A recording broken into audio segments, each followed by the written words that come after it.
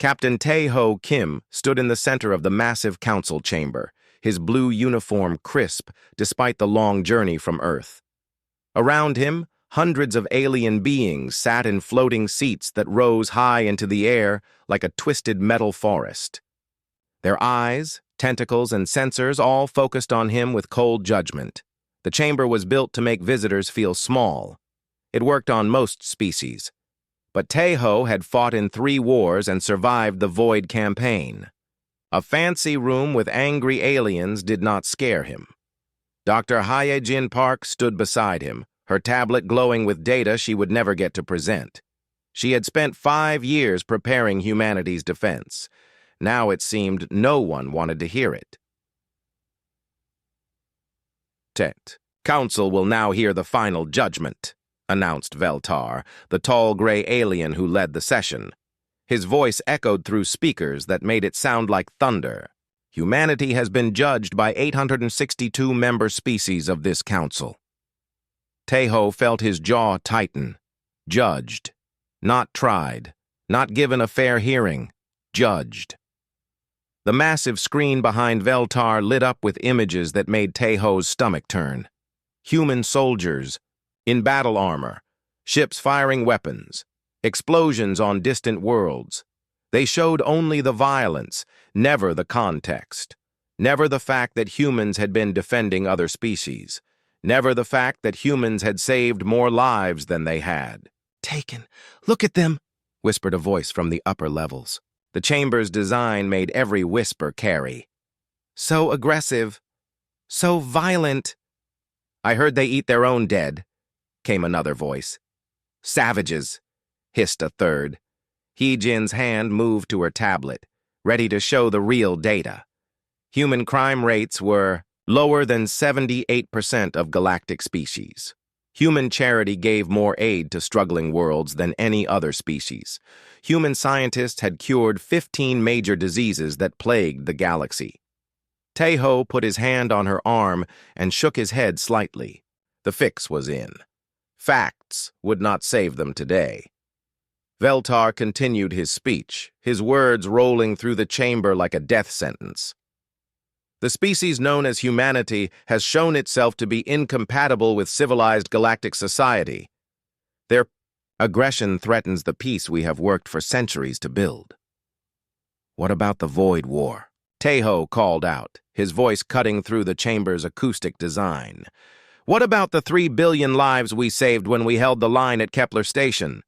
A wave of uncomfortable shifting rippled through the assembled aliens. Some looked away. Others seemed to remember something they would rather forget. "The very efficiency with which humans wage war proves our point," Veltar replied smoothly. "No species should be so good at killing."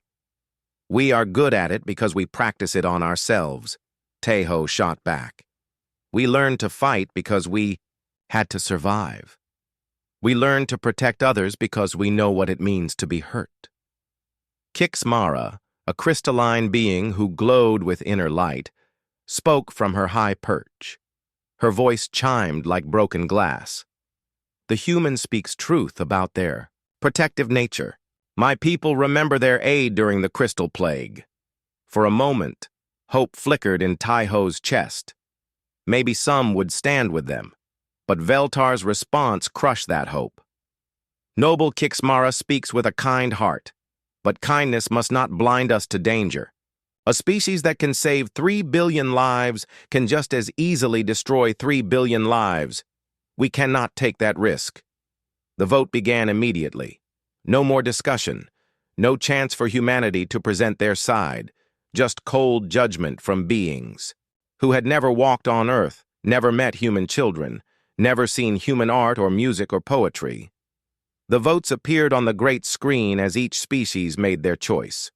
Green for keeping humanity in the galactic community, red for expulsion. The first votes were red, then more red. The screen filled with the color of blood and rejection. Tae-ho watched his species being thrown out of the galaxy like unwanted trash. Hye-jin was crying quietly beside him, tears falling on the tablet that held so much proof of human goodness that no one wanted to see. The vote is complete, Veltar announced with what sounded like satisfaction. 847 species vote for expulsion, 12 vote against, 3 abstain, 12. Out of 862 species, only 12 thought humanity deserved to stay. Humanity has 30 standard days to remove all citizens, military forces, and civilian installations from galactic space, Veltar continued. Any human found within galactic borders after that time will be treated as an invader. The chamber erupted in what sounded like relief from some species and regret from others. Tejo stood in the center of it all, feeling the weight of representing an entire species that had just been cast out into the dark. He waited for silence. When the noise died down, he spoke in a voice that carried to every corner of the chamber. "You are making a mistake," he said simply. "Humans are not perfect. We are violent sometimes. We are aggressive when we need to be. But we are also loyal, brave, and we never abandon our friends." He looked around the chamber, meeting as many alien eyes as he could. "One day, you will face something that your peace and your civilization cannot handle. Something that requires the very aggression and violence you fear in us. When that day comes, remember that you chose to send away the people who would have fought beside you." Veltar's response was cold. "Humanity's services will not be required. The galaxy will be safer without you." Tejo smiled, but there was no warmth in it.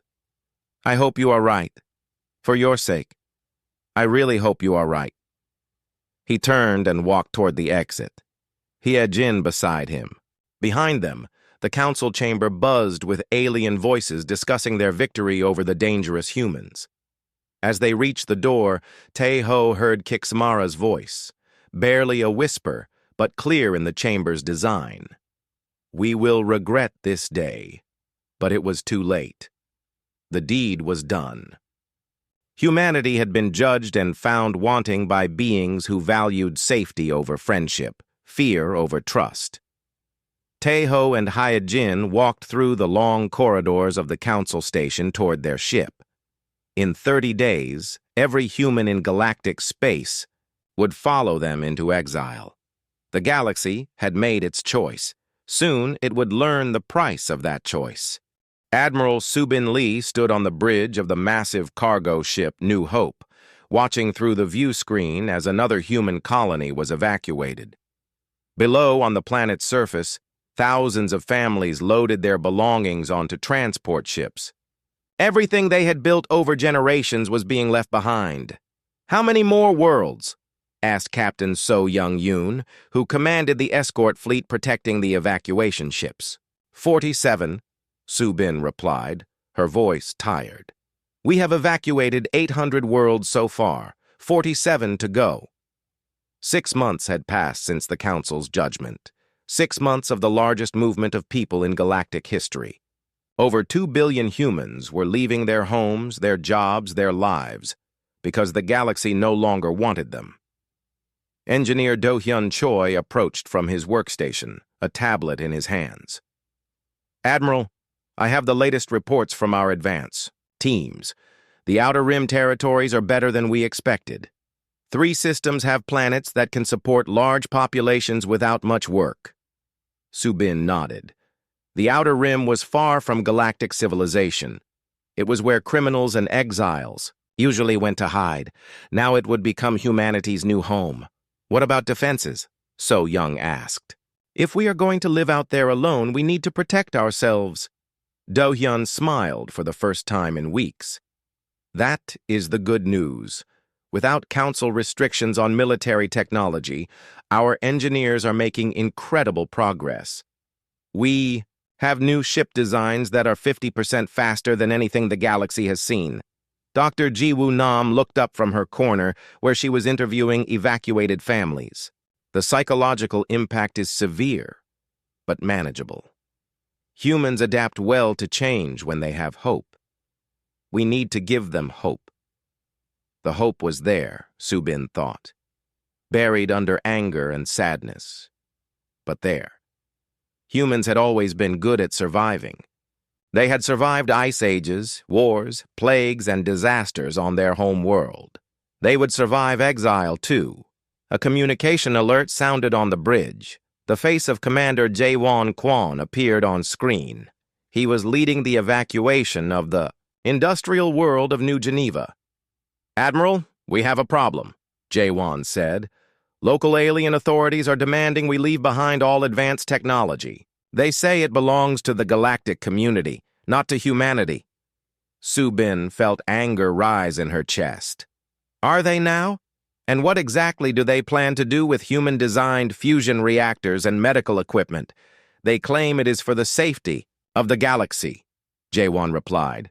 They do not want dangerous human technology spreading. So Young stepped forward.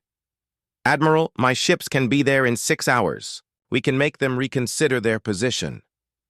For a moment, Subin was tempted. It would feel good to show these aliens that humans were not helpless. But that was exactly what they expected. Violence, aggression, proof that the Council was right. To exile them. "Negative," she said finally. "We take what we can carry and leave the rest. Let them try to operate fusion reactors without human engineers. They will learn." Du Hyun was already working on his tablet. "Admiral, I am sending emergency shutdown codes to all human-built technology on New Geneva. When we leave, nothing will work." "Is that not a bit cruel?" asked Dr. Ji-woo. "They wanted to steal from us," Do-hyun replied. "I am just making sure they cannot." The evacuation continued. World after world, system after system. Humans loaded their ships with everything they could take. Children, elderly, sick, healthy, all were moving toward the rim of the galaxy, where they would start over. Not all aliens were hostile. On the agricultural world of Green Valley, the local Zentari farmers wept as human families left. They had worked together for 20 years, sharing knowledge and friendship. "This is wrong," said Elder Zentar as he handed a basket of seeds to a human child. "You are good people. This should not happen." Some aliens even tried to help secretly. On the mining station of Asteroid Prime, Rigelian dock workers loaded extra supplies onto human ships when the authorities were not looking. They knew humans had saved their colony during the plasma storm crisis. But for every kind gesture, there were 10 acts of hostility. Human children were bullied at schools before evacuation. Human businesses were boycotted. Human art was removed from museums as if it was contaminated. The message was clear. Humans were not wanted. As the evacuation neared completion, Subin received a priority message from Earth. The face of President Tae Young-seo appeared on her. "Private communication screen." "Admiral, how are our people holding up?" the president asked. "They are strong, sir. Angry, but strong. What is the status of the homeland?" "Earth is being evacuated as well. We are moving the government and all critical infrastructure to the outer rim. Earth will remain as a monument, but our future is elsewhere now." Subin felt a deep sadness. Earth, humanity's birth world, abandoned because they were not welcome in their own galaxy. "Sir, what about our message to the Council, our final communication?" President Seo's expression hardened. "It goes out tomorrow, as soon as the last human leaves galactic space. Make sure everyone hears it." The next day, as the final evacuation ship cleared the galactic border, the message was broadcast on all frequencies. It was simple and direct. To the Galactic Council and all member species, humanity offered friendship. We shared our knowledge, protected your worlds, and died alongside your soldiers. You chose fear over trust. You chose safety over friendship. We do not hate you for this choice, but we will not forget it. Do not come looking for us. We will not be found unless we wish to be found. May you find the peace you wanted so badly. Farewell. In the months that followed, human ships disappeared into the vast darkness of the outer rim. The galaxy's sensors lost track of them. It was as if humanity had simply vanished. Behind them, they left empty worlds, silent space stations, and abandoned colonies. They also left aliens who were beginning to realize what they had lost. Trade routes that humans had protected began to suffer pirate attacks. Disputes that human diplomats had mediated flared into conflicts. Research projects that human scientists had led ground to a halt. But humanity was gone, scattered to the edges of space where the galaxy could not see them. There, in the darkness between stars, they began to build something new. Professor Min-seo Jung sat in her small office on the research station's silent watch, looking out at the stars that marked the edge of human space. 15 years had passed since the Exodus, and she was no longer the young diplomat who had tried to defend humanity before the Council. Her hair was gray now, her face lined with years of hard work. On her desk lay reports from across human territory. The news was good, better than good. It was amazing. "Computer, begin recording," she said. "Personal log, day 5047 of the exile. Today marks 15 years since humanity left galactic space. The transformation of our people continues to exceed all expectations." She picked up the first report. New Shanghai colony reports population. Growth of 12% this year. Their new farming techniques produce 3 times more food than old galactic methods. Crime rate remains at 0.03%, the lowest in recorded human history. The door to her office opened and Commander Jae-won Kwon entered. He looked different than he had during the evacuation. Stronger somehow, more confident. "Professor, you wanted to see the latest military reports?" Min-seo nodded. "How are we doing, Commander?" Jae-won smiled. "We are not just surviving, Professor. We are thriving. Our new ship designs are generations ahead of anything the galaxy has. Our weapons are more precise. Our defenses are stronger. And our people are united like never before." It was true. The exile had done something unexpected to humanity. Instead of breaking them, it had forged them into something stronger. Without the constant politics of galactic society, humans had focused on improvement, on becoming better. Dr. Eun-ji Shin's voice came over the communication system. "Professor Young, are you free? I have something incredible to show you." "Send it to my office, Doctor."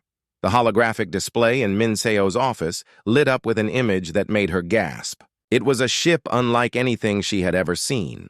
Sleek, powerful, and beautiful in a way that spoke of advanced engineering. "This is our newest design," Yoon-ji explained through the communicator. "We call it the Phoenix class. It can travel twice, as fast as the best galactic ships. Its weapons can penetrate any known shield technology, and it is completely invisible to galactic sensors." Jae-won whistled softly. "How many can we build?" "We have 17 shipyards now," Yoon-ji replied. "We can produce 50 ships per month if needed. But that is not the best part. Show them the other display, computer." The image changed to show a map of human space. What had once been a small collection of refugee settlements was now a vast network of thriving colonies, industrial centers, and research stations. "We now control more space than any single species in the galaxy," Yoon-ji continued. "Our population has grown to 2.8 billion. Our technology surpasses galactic standards in every field.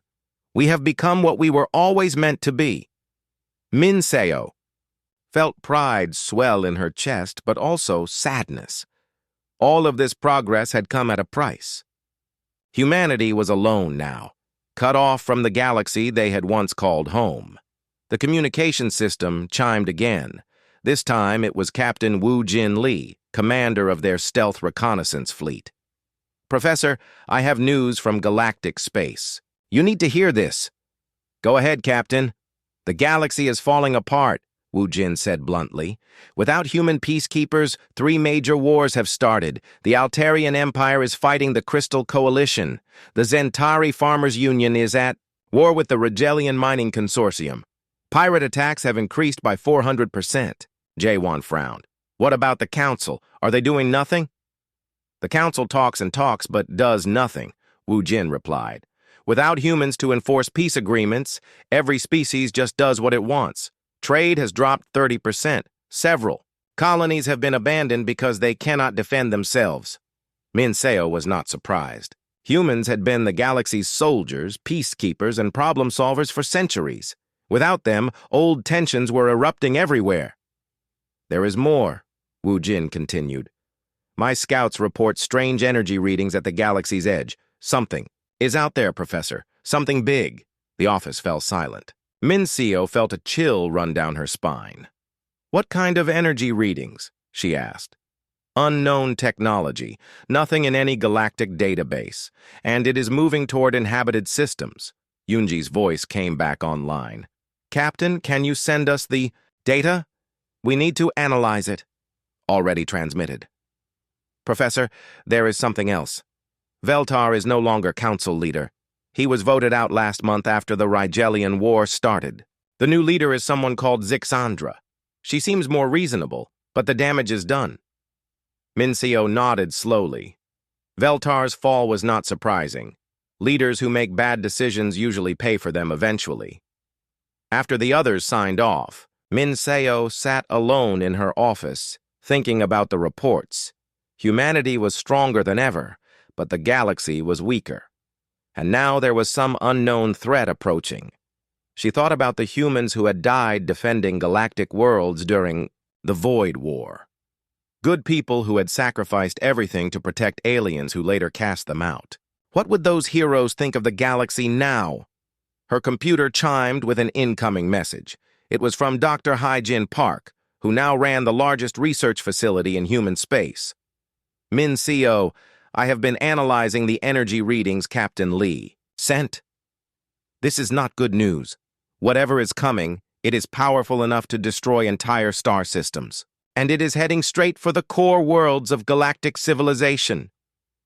Min Seo closed her eyes. The galaxy had wanted safety. They had thrown out humanity because they were afraid of human violence and aggression. Now something truly dangerous was coming, and they had no one to protect them. She opened her eyes and began typing her response to Hai-Jin. Doctor, begin full analysis of the threat. I want to know everything about it, capabilities, weaknesses, intentions.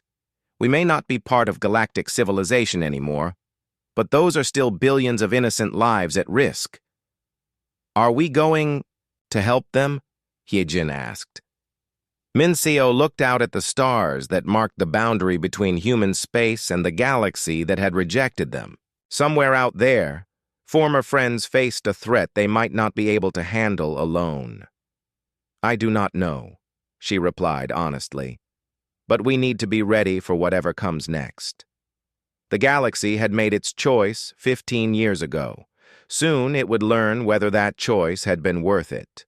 General Sang-Ho Park stood in the command center of the stealth station, Ghost Eye, watching the holographic display with growing horror. The invasion had begun 3 months ago, and already 12 star systems had gone dark. Not conquered. Completely dark. No signals, no life, nothing. Sir, we are receiving another distress call from the Altarian fleet, reported Lieutenant Min Jae-yu from his communication station. Put it through, Sang-Ho ordered. The desperate voice of an Altarian commander filled the room. This is Admiral Kex-Tar of the 3rd Defense Fleet. We are under attack by unknown vessels. Our weapons have no effect. Repeat, our weapons have no effect. They are eating our ships. Send help. Please, anyone, send help. The transmission cut to static. Ambassador Yu Jin. Oh, who had been watching from the corner, stepped forward. General, that is the 4th fleet this week. How many ships have they lost?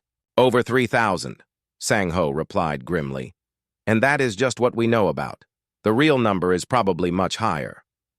Dr. Hae-Young Kim looked up from her research station. General, I have completed the analysis of the enemy vessels. These devourers are unlike anything in galactic records. They seem to consume matter and energy to grow stronger. Traditional weapons actually feed them. Captain Wu Jin Lee, recently returned from a reconnaissance mission, joined the conversation. I saw them destroy the Rigelian mining station at Omega-7. They did not just attack it. They dissolved it, turned it into raw energy and absorbed it. Yujin shook her head. The Council still refuses to admit they need help. Council leader Zixandra keeps insisting they can handle this alone. Pride, Sang-Ho said simply. The same. Pride that made them exile us is now getting their people killed. The holographic display updated with new information. Red zones marked systems that had fallen to the Devourers. The red was spreading like a disease across the galactic map. Sir, called out Ensign Haeri Kim from the intelligence station, we are receiving coded transmissions from inside galactic space.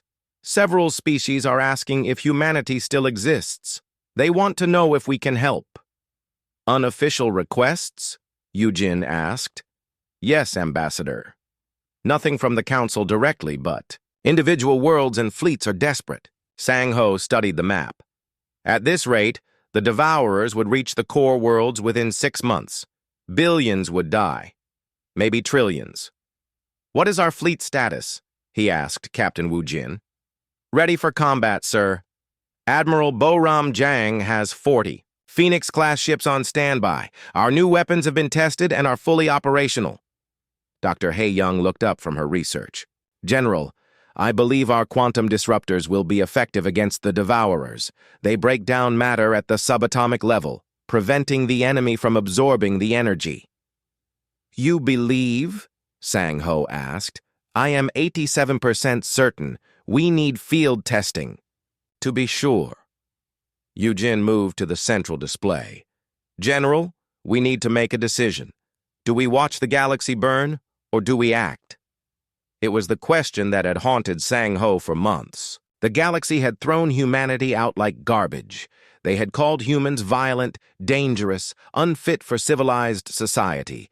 Now, those same beings were dying because they lacked the very violence and aggression they had feared. What does President Seo say? He asked. The President leaves the decision to field commanders, Yujin replied. She says this is too important for politics. The communication system chimed with an urgent signal. General, priority transmission from deep space reconnaissance. Put it through. The face of Scout Captain Da-Eun appeared on screen. She looked exhausted and frightened. General, I have been observing the Devourer fleet. They are not just randomly attacking. They are moving in a coordinated pattern toward the galactic core. And, sir, there are millions of them. Millions? Wu Jin repeated. Yes, sir. They seem to be reproducing by consuming matter. Every ship they destroy makes them stronger and more numerous. At current rate, they will outnumber all galactic forces within 4 months. The room fell silent. Millions of enemy ships against a broken galaxy that could barely coordinate its own defense. There is more, Da-Eun continued. I intercepted a transmission from the Council chambers. They are preparing to evacuate the core worlds. They are giving up. Sang-Ho felt anger rise in his chest. The Council was ready to abandon billions of civilians rather than swallow their pride and ask for help. Captain, return to base immediately. We need your full report. After Da-Eun signed off, Sang-Ho looked around the room at his officers. These were good people, smart, brave, dedicated. They deserved better than watching helplessly while their former neighbors died. Dr. Kim, how long to deploy our new weapons fleet-wide? 72 hours, sir. Ambassador O, prepare a message to the Council. Tell them humanity is willing to assist, but only under our terms. Yujin raised an eyebrow. What terms, General? Full military command of the defense, no interference. From Council politicians, and an official apology for the exile. Sir, Lieutenant Yu called out, we are receiving an emergency broadcast from the Council chambers. On screen, the familiar figure of Council leader Zixandra appeared, but she looked nothing like the confident politician from the broadcasts. Her face was haggard, her voice shaking. To all species of the galaxy, The threat we face is beyond our current capabilities. We have lost contact with 47 star systems. Our combined fleets cannot stop this enemy. We call upon any species with advanced military capabilities to assist in the defense of galactic civilization." She paused, and Sang-Ho could see the words she did not want to say fighting to come out. This includes humanity, if they still exist and are willing to help us. The transmission ended. Yu-Jin looked at Sang-Ho. "Well, General, there is your invitation." Sang-Ho studied the map one more time. Red zones spreading like cancer, millions of enemy ships, a broken galaxy that had cast out its best defenders, but also billions of innocent lives. Children who had never voted to exile humanity.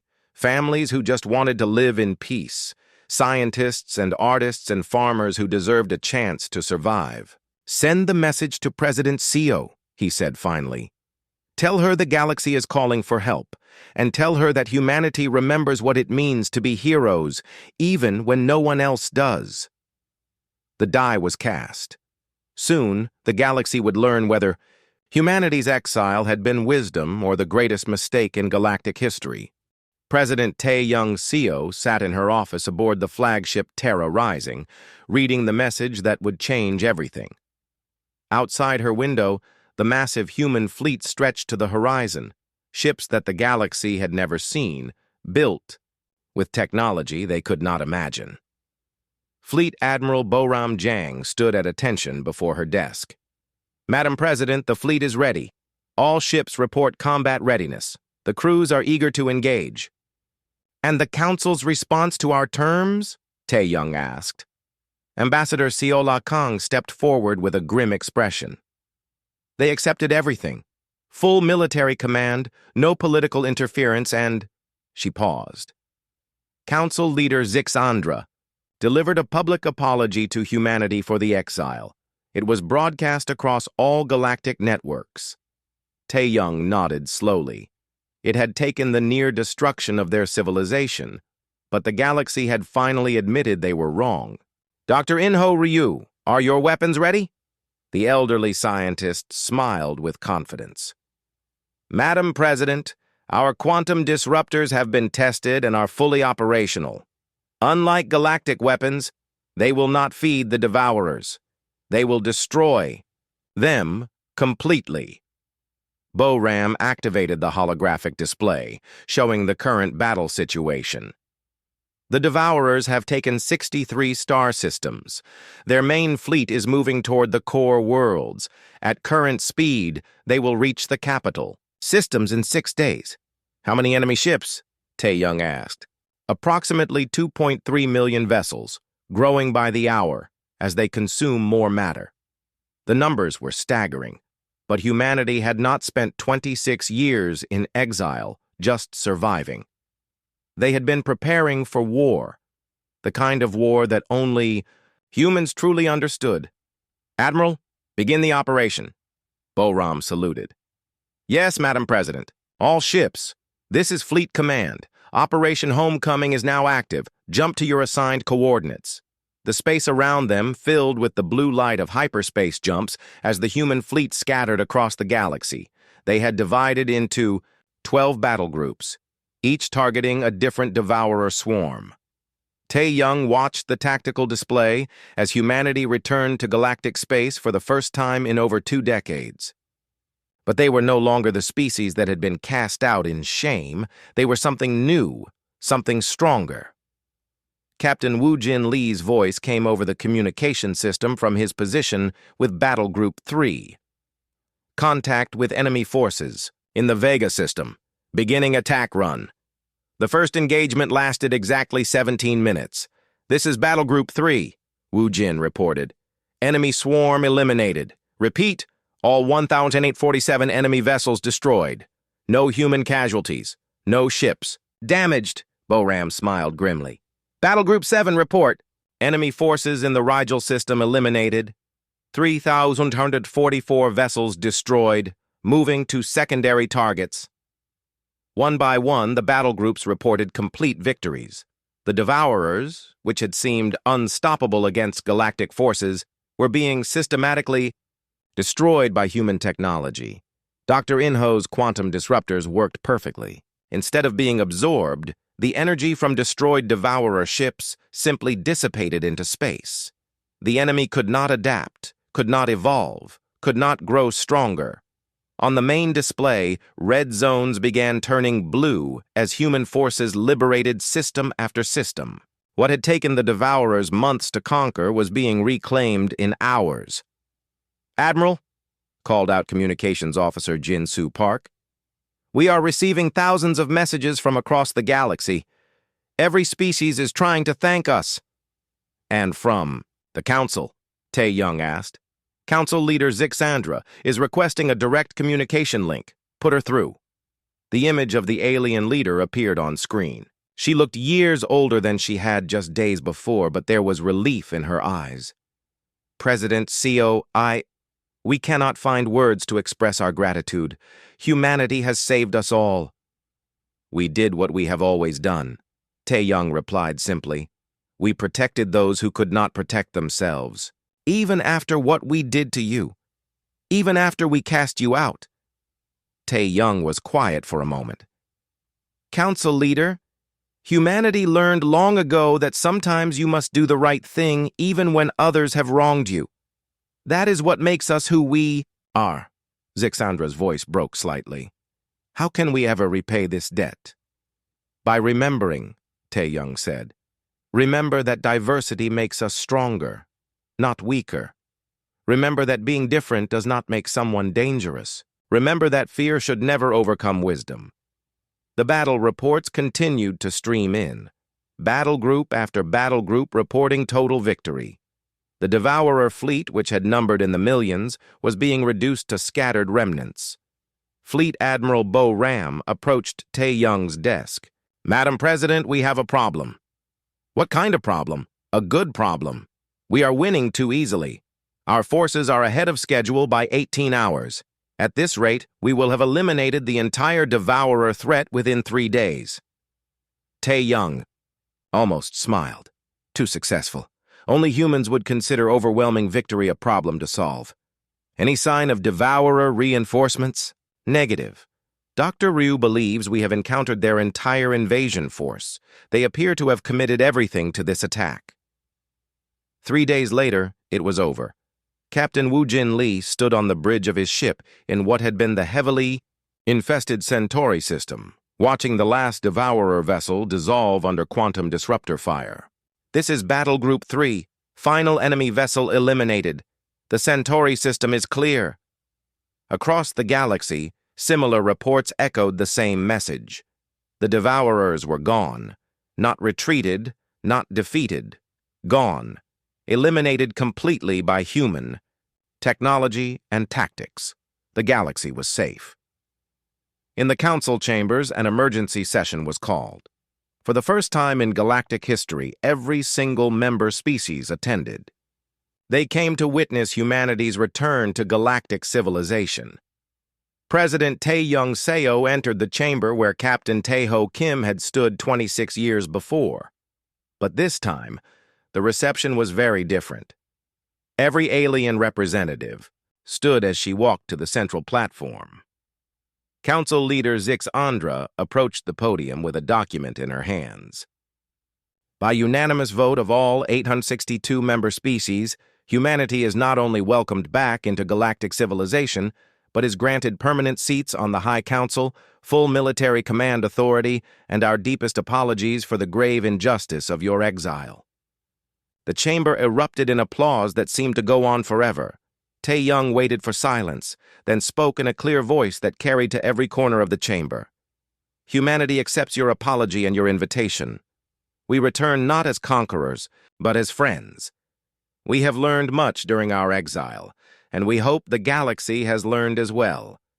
She looked around the chamber at hundreds of alien faces, faces that now showed respect instead of fear. "The galaxy is stronger when we stand together. All of us, different species, different cultures, different ways of thinking. That diversity is not a weakness to be feared. It is a strength to be celebrated. In the back of the chamber, an elderly alien slowly stood up. It was Veltar, the former council leader who had orchestrated humanity's exile. His voice was barely a whisper, but in the chamber's acoustics, everyone heard him clearly. "Forgive us. Please forgive us." Tae Young looked at him with compassion, not anger. "We already have." The galaxy had learned its lesson. Humanity had come home.